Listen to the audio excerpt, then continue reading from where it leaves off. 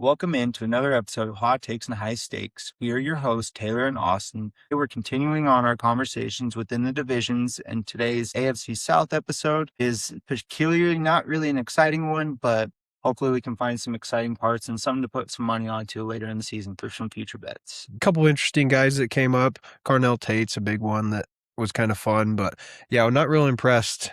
Not a lot of first-round draft picks from any of these teams due to trades, but we'll get into that. Do you think this is probably the worst division within the NFL? I think this division has the most upside. Yeah, it's just not a real exciting division, not my favorite. I do love the Texans defense. I think they are super entertaining. I'm curious to see if Trevor Lawrence can actually continue progression. We saw a lot of advancement last season. I really think he was a pretty good quarterback last year from what I saw. I want to see if we can get the old version of CJ Stroud back out of that slump that he had. That offense just wasn't good with all the shifting around offensive linemen. Well, I mean, Nico Collins being out with injury Yeah. really affected their season last year. But honestly, looking at it going into this, I could not find a worse division. Yeah, not real exciting. Not my favorite one. You look at the win-loss totals for all these teams, and it's not near what we saw when we did the AFC West edition, or we did when we were talking about Rams and 49ers. Those are, 11, 12 win teams, and now we're looking at 6 win total, 8 win total, 9 win total. So yeah, definitely a lot of progression to be done in this division, and I think you're going to see it this year. I think every one of these teams has something to build on, and I think they're capable, but we speculate all year, and you just never know until we get into the middle of the season and see how these changes that they implemented, how they actually took effect to the team. My favorite part about this division is every single team has drafted a quarterback within the past couple years in the top 5. Only 3 of those teams are still using that quarterback as their starter. That's a really good point. Let's jump into the Jacksonville Jaguars. Really, really looking forward to them this season. I think they arguably will be in a fight for the top of this division with the Texans, but I think the Jaguars can do it. A lot of improvements need to be done. They actually were the number 1 defense against the rush last season. That was kind of a surprise to me as far as yards allowed. But losing Devin Lloyd, I think, is going to be a big problem with that rush defense this year. I know they did do a lot in what they could in free agency, but him going out to Carolina is really going to put an effect on that defense. But I do think this team has the highest ceiling of the division. Trevor Lawrence, if he could eventually be the franchise guy, the generational talent that he was supposed to be coming out of Clemson, if he can finally turn that corner and become that guy with Liam Cohen's help, very good play caller, I really think this team could be the dominant force of this division. But losing defensive players like they have been the past couple of years, every time they get a stalwart, they lose a guy, plug play. Finally, once that guy starts developing, turns into an NFL starter, he gets shipped off when free agency hits after his contract's up. It just seems to be a cycle that they've been stuck in since the year 90s. It is, yeah. I really never been impressed with the way that Jacksonville drafts. This is their first year without a first-round draft pick in franchise history due to the trade for Travis Hunter. They traded the Browns last year, moved up and grabbed him. So no first-round pick, but with the NFL, you can't judge a lot in the first season. There's so much to learn, and where he was trying to play both sides of the ball, sounds like they've kind of solidified what they're going to do with him. So I think you will see him really flourish this season, but no, from what I've seen, I still think he is overrated. Let's go ahead and jump into their draft here. Okay, their first selection in the draft, round 2, 56 pick overall, Nate Borkrecher. This one absolutely makes zero sense to me. They drafted a very untalented tight end that's not a big impact in the passing game.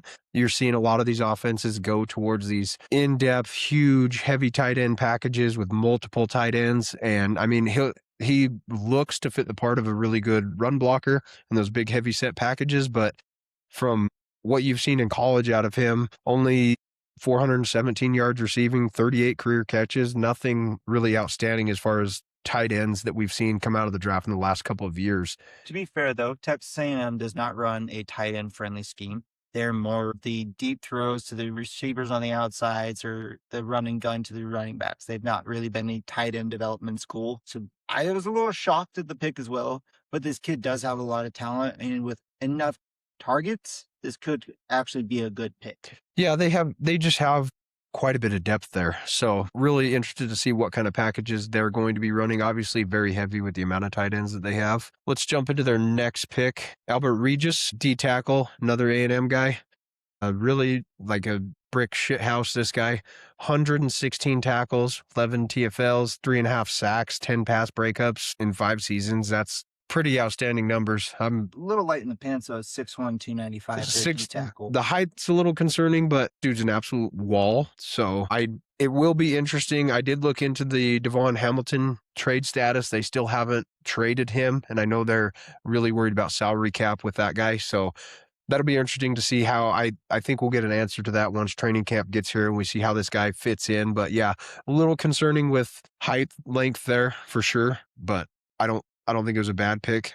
Anything you can do to continue performing the way that they did against the run, that's a game changer, stopping the run. If a team runs all over you, it opens up everything. So But my concern is in the NFL, the average offensive guard weight is about 315, 320. When you're sitting at 295, that's a lot of weight into the offensive lineman's advantage to just throw you around. So, I mean, if he can get some weight in his ass, I think that he could be a dominant force. But the 6'1" does not concern me. It's the 295 that I'm concerned about. the 6'1" frame, though, I don't know how much more weight you can pack on there. I mean, he maybe you can get him up to 315, but I would at what say at point? least 300, 305, but you at least need a 5, 10 more pounds of muscle because anything would help at this level. This isn't college anymore. Jumping into the 3rd-round pick, we got the guard out of Oregon, Emmanuel Pregnon. Probably one of the best names in the draft this year. 51 starts at 3 different schools. I did not watch him much last year. Yeah, don't know. We don't watch a lot of guards here.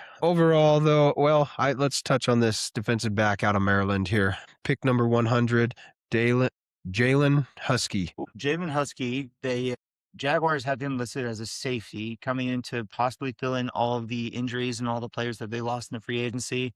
I mean, last year they depended on Antonio Johnson. When you're reaching that bottom in the barrel, you really need to make a splash. This kid does have a lot of talent coming from a good school. It's the changing to safety that is a big jump, going from his hybrid position that he was playing in college to more of that just clean, true, free safety position that they're having him in. But I'm curious to see how it works out with the rest of the team they got.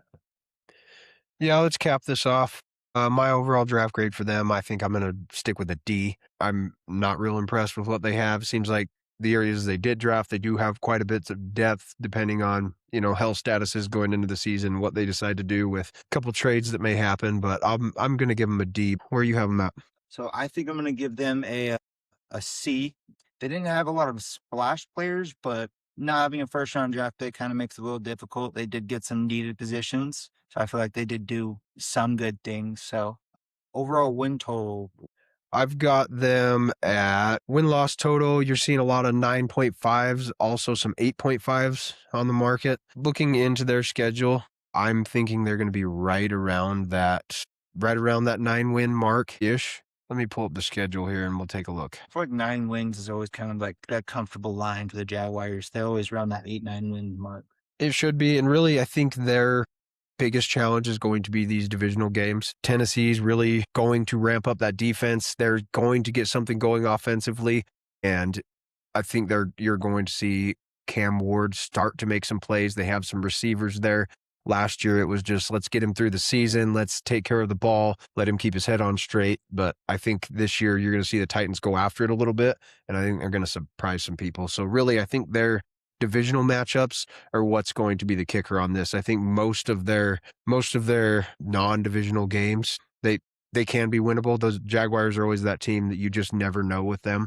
Sometimes they'll go out there and they can play like absolute all-stars for 3 quarters and then they'll blow it in the 4th quarter, or vice versa. First half, they just look absolutely terrible. And then they'll come back in the second half and amaze everybody. So Jaguars are fun, just very unpredictable. So this line, I would be pretty hesitant. I think if I saw that 8.5, I would be comfortable stating the 9, but I don't know about 10 wins. With this schedule, I'm going to take the under.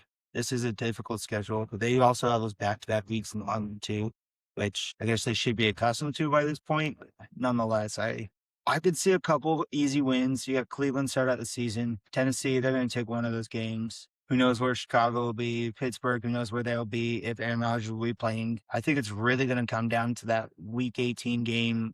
I feel like that's going to be the division championship on that one. It's always fun when they have those division games right at the end when it's close. Yeah, that push week 14 through 18, health's going to play a big factor in them getting over that mark because they could very easily lose every one of those games. And it's going to be a race between them and the Texans and the Colts. Trevor Lawrence is, I'm not impressed. I have not been impressed with Trevor Lawrence past couple of years. He's made some good throws. He's made some dog shit. He's one of those guys, it's just hard to know what you're going to get out of him. Sometimes he's an absolute game changer, and then other times you're just like, what in the hell is going on out there? But I think now he's got such a good coaching system with him that it really helps mitigating those situations for him, so he doesn't get in those situations where he has to try to be a hero, because sometimes that can turn ugly. Very so. Very, very often. I will say, though, possibly the most handsome quarterback in the league. Beautiful locks. Beautiful hair. If only you can get MVPs for hair, he would have one. 6 times. Overall, how you feeling about the Jaguars? Do you feel like their offseason, you think they got better or you got worse? They're definitely on the upward trend. Like I said, I do think they can be competitive to take this division. I think that really depends on what the Texans do offensively, and I think that depends on the Colts' health status. No, the Titans are not making a push for the top of this division. I truly think they got worse. They lost a lot of important players with Etienne going and with losing Devin Lloyd. I feel like those are going to be holes that are going to be very hard for them to fill. And I think that's going to bite them in the ass this year. There's going to be some games that you wish you had a better running back or you wish you had a linebacker that can make the plays. Who is going to be the lead back there? Bashal Tootin. Oh, Tootin. Tootin and Chris Rodriguez are going to be kind of the two splitting those carries there, with obviously Tootin probably being the lead back in this situation. Yeah, not real impressive. I think Etienne was irreplaceable for this team. That was the best running back they've had in the last 7-8 years, I would say. He had the best pass catching ability out of everyone. And being able to throw off those dump off screens really helped out with Trevor Lawrence too on those games where they are starting playing like shit. It allowed him to calm down and get into a groove, get a couple completions, and work your way down the field. That is a position that is detrimental to this team, and it's going to bite them in the ass not having that. I don't think Tootin is going to be able to fill that role that they're hoping for. All right, jumping into our next team, we're going to go ahead with the Tennessee Titans. A lot of potential on this team as well. I really like what Cam Ward brings to the table. I think Robert Saleh was a great hire. Dable is more of a OC than a head coach, which we talked about this last episode with McDaniel. I think there's just some coaches that are just meant to be coordinators. There's some coaches that are meant to be head coaches. With this pairing with Saleh getting the stick in New York, I feel like he kind of got the bad end there. Yeah, not a bad coach at all. Not a fair chance for him, but this is a better situation. He's in a situation where he can do everything his way. He's going to have the say with this team, at least as far as I can tell. Very strong defensive coach. And Dable, I think, is going to run a very fun to watch offense. I'm actually really excited to see that. I was kind of hoping he would make his way into college and coach at that level, because I think he would do really well as a head coach at one of these bigger programs. He's now. An SEC head coach through and through. He's that big boned, loud mouth. Like that is 100%. Yeah, I see that. I really, really thought he was going to end up taking the Penn State job. Overall, how are you feeling about this team in general? I feel like this is probably my least excited team we had to dive into here. Of the bottom 4 teams of the NFL, let's look at the bottom of each division. You know who I'm talking about here. We'll put them in the bottom 4 category, but I do think they have a lot of potential. I think this defense is going to be really exciting. I also think that these pass catchers they're bringing in are going to add a little bit of flair to this offense. Last year, clearly, all they wanted to do was get Cam Ward some experience, get him through the season. They took care of the ball really well. Not a lot of turnovers, but also not a lot of fun plays too. Not a lot of big plays created, but I think defense-wise, it's going to be a little exciting. I mean, getting rid of L'Jarius Sneed was a very needed thing for salary cap reasons, for locker room reasons. I feel like he's kind of just turned into one of those cancers in the league. They also bringing in Jermaine Johnson, I think was a great key to having that pass rush on the edge. I think that was very, very needed. He's been kind of rotting away in New York with Saleh up there. And I think this is a good change for the two. Yeah, really, I think you're going to see the big shift offensively more than anything. I think that the Titans finally got a good quarterback. They've not had a good quarterback, arguably most of their franchise existence. I mean, Steve McNair was a good quarterback, but this Titans team just has lacked so much talent for so many years. I do think they got a good quarterback. It was just like I said, they're taking care of the ball last season. They were 30th in the league, points scored, 31st in offensive yardage. Just not real productive, but smart. Coaching was a big thing with that, though. It's a big issue. They fired their coach midseason last year, then trying to scrounge together some wins. Just it never works well. Yeah, Tennessee fans have been calling for that to happen for the entirety of the season. They didn't even want to roll into the season with that coach. They haven't gotten over the firing of Vrabel, if No. we're being honest. No. Hands down. Arguably, dumbest terrible decision. Dumbest firing. But overall, I think they did do some good things. I'm kind of curious on where they're going to go from here, if they're going to develop into one of those powerhouse teams in the division, or if they're just going to stay the status quo and kind of be that 4 or 5 win team. For a couple of years, Saleh will be shipped off because I do know that Amy Adams, the owner, is very impatient and she makes a lot of rash decisions without really giving it full thought. And that's my biggest concern with this team. I think the problem with that is this division is a very young division overall, and there's a lot of teams that have a lot more pieces in place than they do. So that's going to be the biggest challenge for them. But I think they're definitely going to improve from where they're at last year. That being said, let's jump into their draft. One of the very few teams in this division to have a first-round draft pick. And possibly one of the most electrifying players drafted this year with Carnell Tate. So far, reports from OTAs have been that he's received a minimum of 10 targets every single practice from Cam Ward. He's became Cam Ward's favorite target, and I think that's going to really show his rookie season. Yeah, and the potential for big plays there, it's going to be fun to watch because you've got Calvin Ridley, Alik Ayumanor. They also brought in Wan'Dale Robinson, who I'm actually a really big fan of. Wan'Dale Robinson, sounds like they're going to fit him into that slot position. I think that'll be a great fit for him. This is a great addition. That's clearly the best receiver coming out of this draft. Big fan of him. I can't say enough good things about him. It's really just going to depend on if Cam can take that step and get back to the player that he was in college. And my worry, I think he was trying to do too much, and that was a big issue last year, is when you put too much pressure on a young player, it really causes them to make mistakes, and it allows their mistakes to show. I think if they can get some pieces like they have done to help deviate some of that pressure on the young man's shoulders, get some offensive line help so he's not constantly running for help the second he gets the ball, you need to give him a chance to look at his targets, go through his progressions, and make sure that what he's doing is a smart decision. And that's what's going to allow you to grow. With all these players, Carnell Tate, I think is going to be the biggest thing. And they're going to be throwing him a ton of balls so Cam can feel that comfortability and allow other players to kind of grow. This whole offense is going to go through this guy.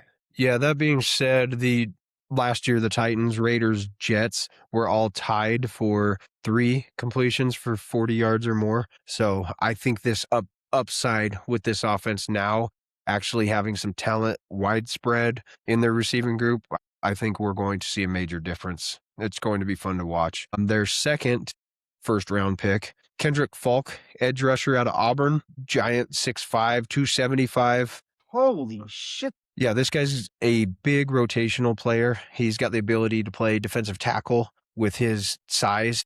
Little light to play defensive tackle, but it sounds like he's got a lot of experience with that. Sounds like he will really heavily rotate in different situations on this defense. Really dominant run stopper, but yeah, I think a great addition for this team, what they needed on the defensive front. Yeah, luckily they're not going to throw him into the fire early on, which is good for him to allow him to develop. I like the pick. That is a big boy, and he still ran a 4.640. Like, that is very fast for that speed. Super athlete. So I think with the right development, I think that he can come in and make a lot of big plays when needed in a few years. I don't think that's going to be a this year thing. I think in a couple of years, once he's kind of grown and developed, he could possibly be top 10, top 15 edge rusher in the league. Yeah, this one I'm super excited to jump into. Their second round pick, Anthony Hill Jr., coming out of, in my opinion, one of the best linebacking groups in college football last season.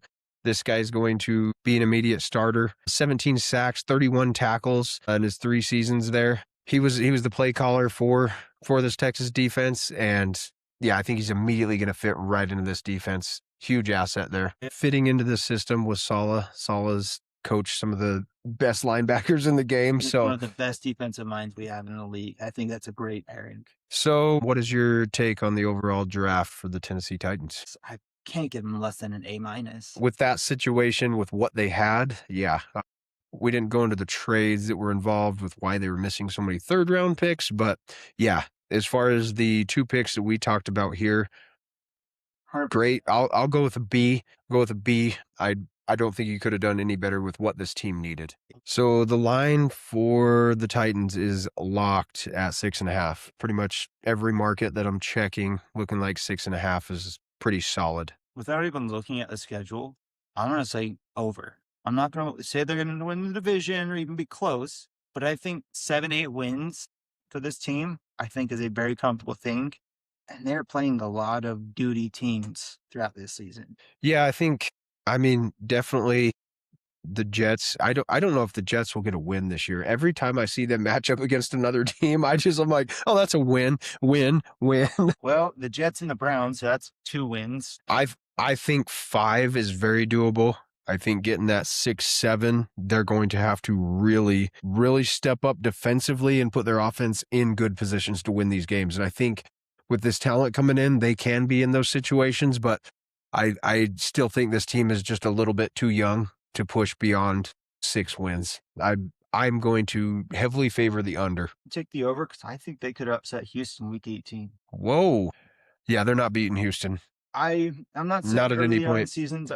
Unless Houston has not done well. We'll dive into that a little bit more later, but Houston has never finished strong in these last couple of seasons with CJ Stroud. Unless Houston's resting those starters, there's no chance. Hey, not happening. Win totals do not care who's playing. They care about how many wins you get at the end of the year. That's fair. That is fair. So I'm going to take the over. I love the over. Over is always a fun place to bet.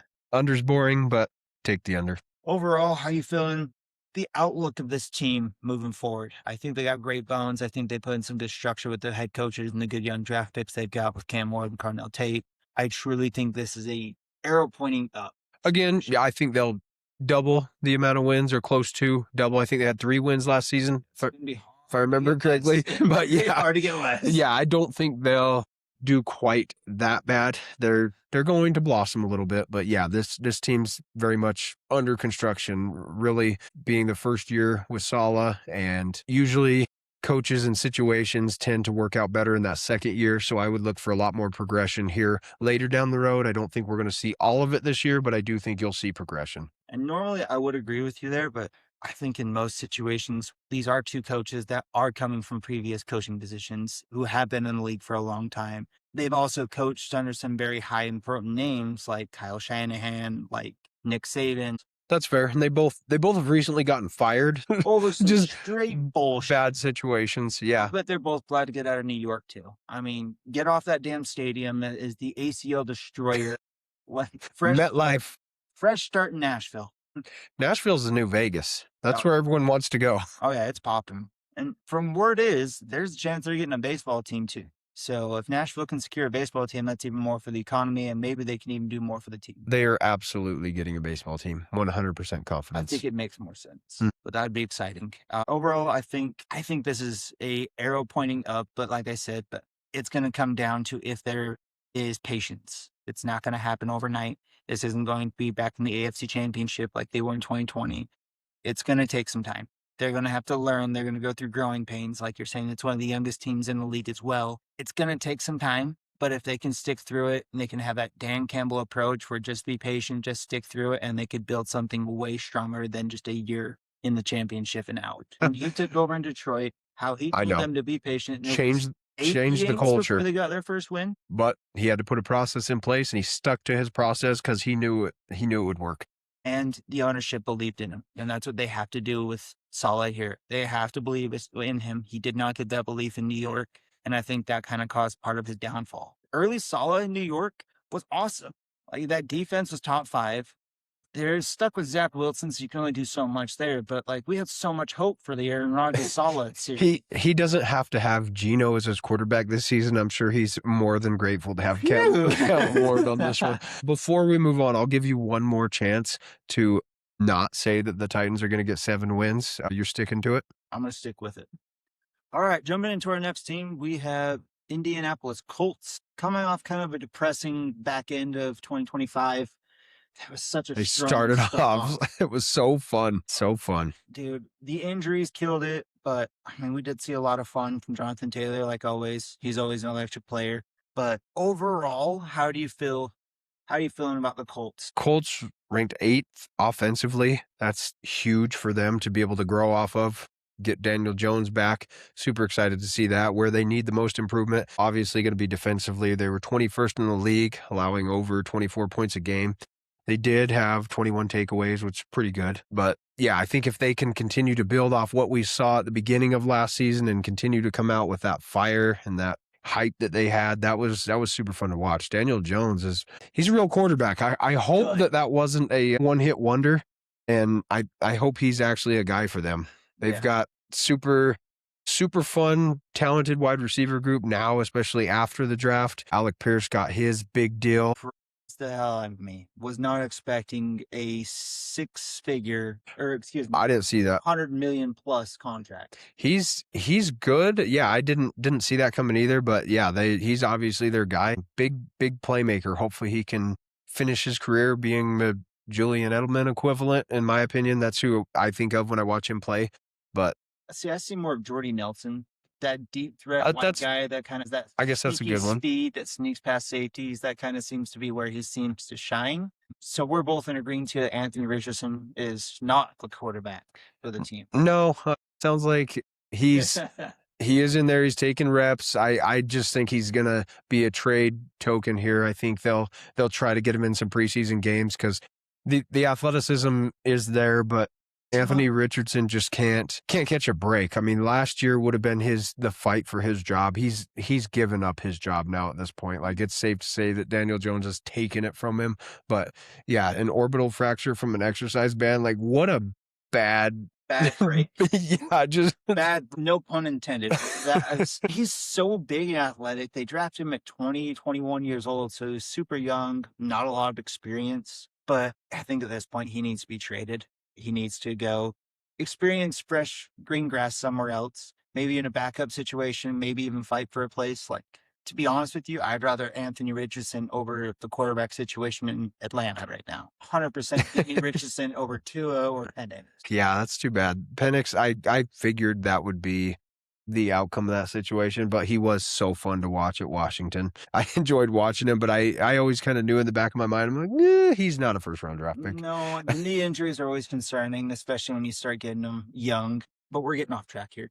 With the Colts, I do think that Sauce Gardner needs to stay healthy, though. I think last year was a great signing, great signing, but it cost them a lot because he missed so much time for injury. And then when he finally got in, he wasn't able to kind of get up to speed to where he needed to be, being missing so much time, which is understandable. If they can keep him in for a majority of the season, allow him to get comfortable, I think that he could really help lead this defense to the next tier that they struggled last year in stopping the pass. Yeah, that must happen for what they gave up to acquire him. They gave up a lot. That has to happen. I think the additions of Josh Downs, Ashton Doolin will be good to help Alec Pierce because he's not a solo operator, and I don't think he can be. He's very talented, but I definitely think we need somebody that's taking a little bit of heat off of him coverage-wise and step up and make some big plays.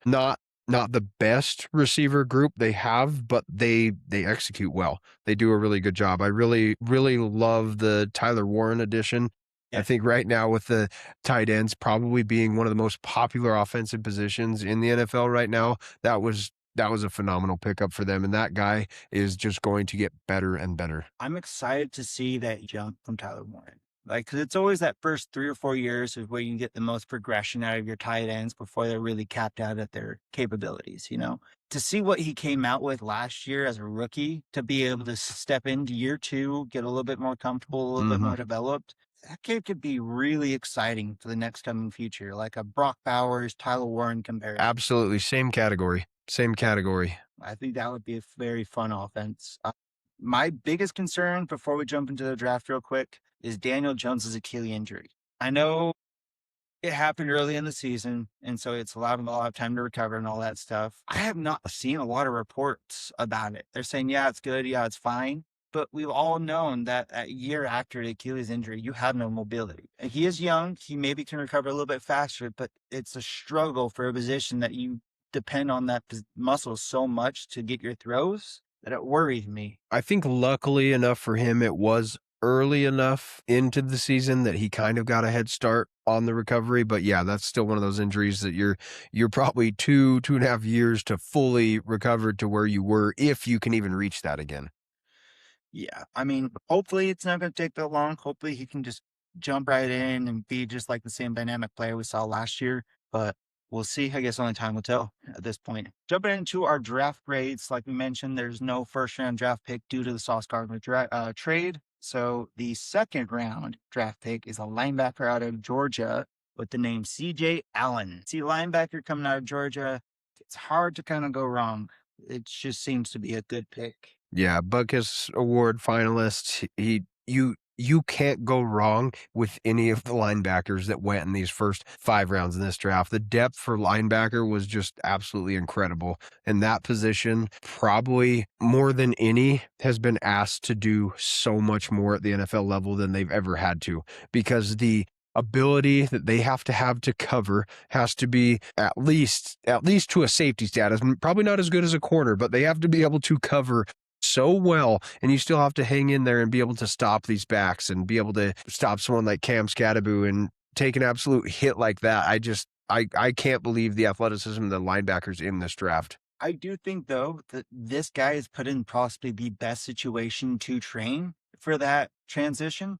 Because, like you're saying, it is a different league now. These linebackers have to be doing so much. But what better person to have help practice with when Tyler Warren at tight end and then Jonathan Taylor running back that you got to fill the gap with? Mm, Both Jonathan Taylor great in the true. backfield too, which he's going to have to deal with a lot of running back coverage too with those swing passes that a lot of these teams have been running. I think that this guy is really set up for a great practice with some of the best of that position to go against. Yeah, just coming in there as just full of confidence, ready to take on the challenge. Kuiper's calling him a day one starter for sure, so I think he'll fit right in. Well, losing Zaire Franklin, it kind of start. They don't really have anyone else. I mean, losing Zaire Franklin and then a few years ago losing Shaq Leonard too, Mhm. kind of depleted their linebacker room over the past couple of years. Okay, jumping into the third round, AJ Halsey, safety out of LSU. Anytime I see a DB coming out of LSU, I immediately probably assume they're a lot better than they are. I nothing but good things to say about this guy. Had 8 interceptions last year. That's absolutely incredible, considering the Colts will continue to build off their 14 interceptions that they had as a team last year. I think they had another 8 fumble recoveries. So that was the one thing that kept this defense in decent position, is their ability to go get turnovers. They weren't that great defensively, but creating turnovers is such a game changer for them. Yeah. First team all SEC selection, 6'1", 215. It's more of that strong safety position. And this dude is made to hit with great ball skills, like you're saying, with the 8 interceptions. I think he'll be able to kind of plug and play and throw him in. He's going to have some struggle the first couple of games, but he's only going to get better as the season goes on. Yeah, then this guard that they took out of Kentucky, Jalen Farmer. The reason that I want to highlight him is 2025 season, he had a 0.2% pressure rate. That's absolutely incredible. And coming out of the fourth round, I think that's just tremendous value that they found in this guy. I don't think we need to go beyond that for the Colts in this situation, but I'm going to pull together I'll say a B- for their draft, just because they did give up so much with Sauce, and hopefully that ends up making all the difference that they needed it to. Being worth its value this year and showing that it was actually worth those picks, because Sauce is an electric young player. It's not like he's some guy at the tail end of his career who used to be good. He's young and he's explosive. He just dealt with some injuries last year, It's so hard for me when teams give up first round picks. Like especially it's multiple. got to be worth it. But if anyone is, Sauce Gardner absolutely should be, Healthy Sauce Gardner is a top 5 corner in this league, without it. undoubtedly. So I think with him, with that new safety they have brought into with Alsey, I think that this could be a good team, but it's gonna take some time. There's a lot of youth on that defense If you to fill in a lot of positions they lost. if you're building a team right now, defensive back wise, are you taking Sauce Gardner or Pat Zertan? Pass. Pat Zertan, same. The only reason is Pat Surtain has been able to do it consistently. hmm And we can't put too much against Sauce. He was on the Jets. That's true. They were always on the field. A lot more opportunities going on. Looking at their win-loss total for the season, I'm seeing 8.5 some places, also seeing 7.5. Some of the markets don't even have the line set for the Colts. I don't know what's raising all the questions for them, but if I see a 7.5, I would absolutely urge you to jump all over that. Right? Yeah, looking at their schedule here, I absolutely think that even if let's say we do have a Mahomes in Kansas City, Baltimore, Right. even with those 2 losses to start the season, if that were the case, I'm seeing 9 wins out of them this season. Absolutely. And if they get one of those, like you're saying, no Pat Mahomes, they happen to beat the Chiefs, the Ravens are absolutely beatable depending on which soft 4 weeks version are we get. ass. The Ravens' first 4 weeks, just like the Bengals, are ass. If you can get those teams in the first 4 weeks of your schedule, it's Mhm. almost a guaranteed win because they don't know what's going on. Yeah, it's this stretch right here that I absolutely love for their schedule. When you go Pittsburgh, Tennessee, Minnesota, Jacksonville, Dallas might be a different story, but yeah, those are all winnable games. And then you got a tough matchup with Dallas, Miami. That's another win right there. The Giants could be a competition. Giants and them should be a very fun game to watch. That's going to be week 12. Super excited for that. Don't think that this should be an 11 a.m. game just because I feel that game is going to be so competitive with young It's stars. the Giants. Ain't nobody giving the Giants I know. a 6:20 time. I know, but like, give it a Monday night game, Thursday night game. Come on, I'll play a Thursday night game. that would be an Thursday night electric game. Thursday night Yes. game. Over some of the Thursday night games we've got in seasons past, I 100% would take. This last year was tremendously better for Thursday night games. Like, it was so much more fun to watch this season than it was last year. But yeah, previously, some of the matchups you'd get on Thursday night, like Browns and Cardinals, and you're just like, To be fair, right now, Oh, I would take a Browns take it. Cardinals game. take it. But I will say that Amazon has actually threatened to sue the NFL last year over their scheduling complaints. Poor scheduling. That's Yes, interesting. because they've spent a lot of money to get some shitty ass games on their schedule. You know what I'd really take right now is a Rams Niners matchup. Niners Seahawks matchup. Give me one of those. Give me one of those right now. Let's just have an exhibition match. Call them up. Honestly, at this point, give me a Patriots practice squad and a Rams practice squad. Like, give me anything at this point. Real excited for preseason, aren't you? Goodness, I'm at the point where I'm about to put Madden on and just put autoplay just so I can watch. Just watch it. Yeah, I'm not too over enthused with preseason. I usually get excited. I'll watch like the first game, and then after that, I'm just like, I absolutely hate this. The announcing, it just makes it so hard for me. I actually enjoy the preseason. I wish I televised more just because you find a lot of young players that kind of start out making their names in the preseason and they make the team. I mean, remember Victor Cruz completely dominated and not only earned a spot on the team, but earned a forever love from a franchise because of the preseason. Plus, the position battles was always more fun to watch. I like the QB position battles. If your team's in one, it's not a great position, but it's fun to watch as a spectator. That's true. That's true. All right, let's jump into our last and final team here, the Houston Texans, division champions. Probably the most consistent out of the teams that we've discussed. Anything that kind of stands out to you we want to talk about? Yeah, if the Jaguars don't win the division, it will be the Houston Texans. I think it's going to be very hard for anyone to dethrone this team as division champs. You're not getting around this defense. This defense isn't getting any worse, as they're going to be just as strong as ever. They fortified their offensive line, which they needed. Hopefully they don't have to deal with moving players around as much on that offensive front, because it was just an absolute mess last season. They've never been great on the offensive front, but I'm really hoping that we get that prime CJ Stroud back because he's so fun to watch when everything's going well for him. He does struggle under severe pressure as we watched early last season, but they rallied and it all stands on this defense. This defense is phenomenal. As far as total yardage allowed for this entire defense, they're first in the league. Turnover percentage, they're fourth in the league.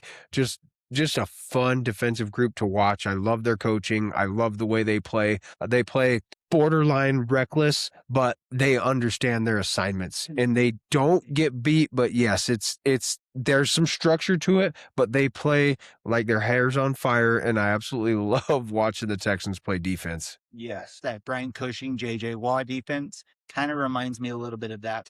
One of my favorite linebackers. I think we finally found an offense that can kind of pair with that violent defense. If CJ Stroud, like you mentioned, can finally take that next step and develop into more of that veteran instead of that young buck, he needs to establish himself as an elite quarterback. Yeah, we've got healthy Nico Collins coming back, hopefully. Your boy, Woody Marks. Hey, Did they retain Chubb? Is he still part of that roster? Chubb is gone. They also lost Joe Mixon as well. Okay. Brought in David Montgomery. I think that he's going to be their lead back with possibly 25 touches a game. Man, I really I don't like that idea. the Joe Mixon thing is just so weird to me. Like, and I hope this doesn't just send his career into the abyss because he was such a fun running back. I was a big fan of him, and then after that foot injury and that surgery that he got, we talked about it a lot last year, and then it just like everyone forgot about it, and I don't know. Quietly released. Yep. And it just kind of faded into nothing. Their running back situation is so weird. All right. Enough about that. Let's dive into their draft grades. Overall, I think we all kind of saw this one coming. They needed offensive line help. Absolutely. They've needed offensive line help. That was the one position that you could watch their team last year, and they Specifically interior. exactly. That movement just killed them. Just moving people from center to guard to center, just back and forth, just wasn't working. So we all expected them to take an offensive lineman. The first pick for them was Kenlon Rutledge, offensive guard out of Georgia Tech. I didn't watch a lot of Georgia Tech football personally this last season, but sounds like this guy's going to be a perfect fit. He was a stud at the combat strength, great speed. Honestly, I think this is going to be a great person to kind of put on that inside and allow the run game to develop, which they so badly struggle. Absolute smasher. This guy just wants to go out there and absolutely smash people. Loves run blocking, so that's fun for a guard. Hopefully they can really get something going and not make every positive play that they have to be through Nico Collins through the air. So I think that's a great addition for them. A+ on that pick by itself. That's exactly what they needed. I do absolutely love this guy. Caden McDonald out of Ohio State just absolutely destroyed offenses last season. 65 tackles, 9 TFLs, and 3 sacks. Those are linebacker stats, and this is a 330-pound man. That's absolutely insane. At that size and as good as he is, he's getting double teamed, and to still be able to do that, that's the next Aaron Donald in the making right there. Like, that's absolutely impressive. I'm really excited to watch this guy play. Yeah.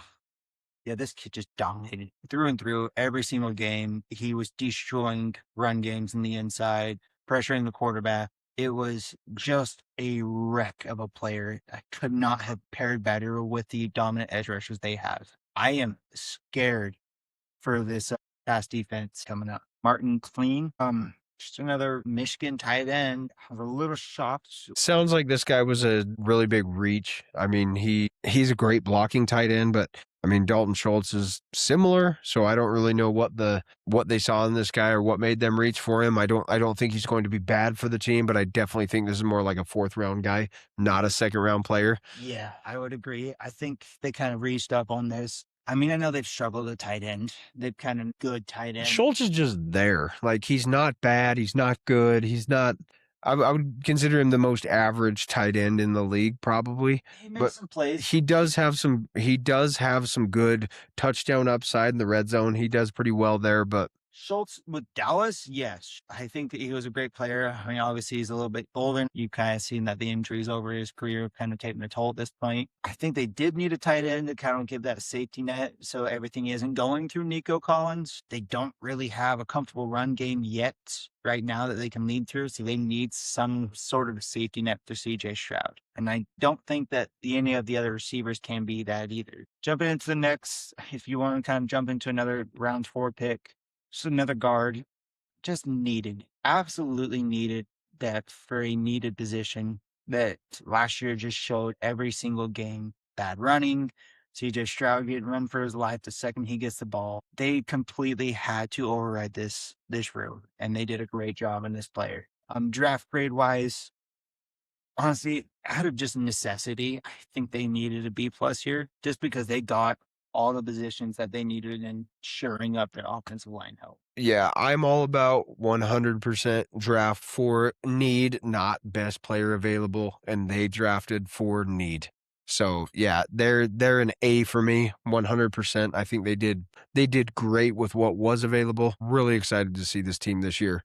They are looking at a win-loss line of 9.5. I'm also seeing a lot of 8.5s out there. I've got them just before we even pull up the schedule, I easily think this team is right around that 9-win team mark. 9, 10 wins kind of seems where they feel comfortable being in the 4 division they're in. But looking into the schedule, I mean, Starting out with Buffalo's gonna be a little struggle. the first 4 weeks are really tough games, really. I mean, I think since he's going to be back real strong offensively, still don't have a lot of defensive confidence, but they're moving in the right direction.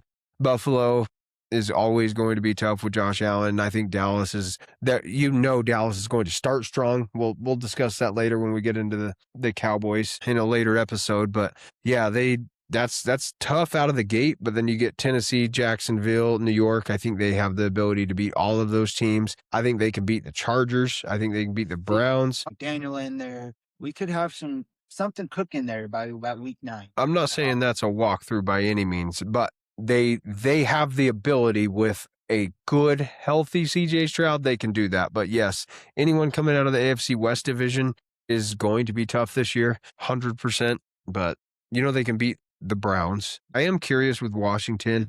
Every time I see them on a schedule now, I'm really like, well, what are we going to get? JD due for a bounce back year? I think it will happen, but I just don't think they're as strongly coached as some of these other teams. They have talent. They're a very old defense, but I think they're going to be more of an average team. The Commanders. So I count out that as a loss either. So I mean, like you were saying, the first couple of weeks, it's going to be some nice hard games, but they winnable games. But that back end of that schedule is tough. If they get to that 9, 10 game wins, it's going to be hard fought and earned, but it is not going to be any of these cakewalks by no means. Yeah, looking into this, yeah, I think you're 100% right. 8, 9-ish, I don't think they're beating Philadelphia. I don't think they're beating Green Bay. I think they could beat Philly depending on what Jalen Hurts we get that day. If we get Jalen Hurts who decides he wants to be good at football, 100%. But if we get Jalen Hurts who decides, man, I'm not hitting my receivers, I'm going to overthrow him by 10 yards, that's going to be pick central, and Houston can dominate that game. Yeah, that's true. I'm not as high on the Chargers as you are this season, so I think that's a winnable game for them, but it will be a competitive game for sure. Not a friendly schedule by any means. I mean, wouldn't it shock us if we're both sitting here bashing on Cleveland and they come out and just walk on Houston? I don't see it. Does it every couple of games. I don't see it, but they will. Yeah, they beat the Steelers. They split those matchups every single year. They always will. They always have a random couple of games every year that they just shock everybody. Their offense clicks and the defense is distracted. The defense is phenomenal. They're just on the field the entire game. They always have been. Yeah, well, they don't have Myles Garrett now, so I guess it doesn't matter. That's a wash. They're still a good defense, but yeah, that's a very crucial piece right there, especially in the pass rush. So I don't have a lot of high hopes for Cleveland. I don't know what we're going to see quarterback-wise. Haven't gotten a lot of that yet, but we will get into that when we decide to jump into the AFC North. Any final thoughts on the Houston Texans before we move on? Super Bowl contenders or just one of those teams. They're pretty good, but they're not one of the great teams. And if CJ can figure that out, stop turning the ball over, and they can find a run game, I really think that this team could take off with how strong their defense is, but it's all going to rely on that man's shoulders. He needs to be a franchise guy, and he needs to lead this team to playoff success. Well, that wraps us up for today. Thank you for joining us on the Hot Takes and High Stakes, brought to you by Press Coverage Sports Media.